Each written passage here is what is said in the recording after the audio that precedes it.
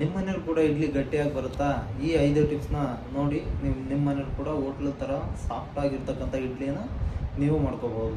ಮೊದಲನೇದಾಗಿ ಸರಿಯಾದ ಪ್ರಮಾಣದಲ್ಲಿ ಅಕ್ಕಿ ಮತ್ತು ಉದ್ದಿನ ಬೇಳೆನ ತಗೋಬೇಕು. 3 ಬೌಲು ಅಕ್ಕಿ ತಗೊಂಡ್ರೆ 1 ಬೌಲು ಉದ್ದಿನ ಬೇಳೆ ಯೂಸ್ ಮಾಡಿ.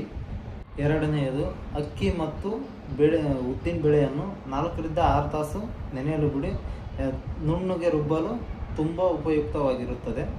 ಮೂರನೇದು, ಉದ್ದಿನ ಬೇಳೆಯನ್ನು ತುಂಬ ನುಣ್ಣಗೆ ರುಬ್ಬಬೇಕು.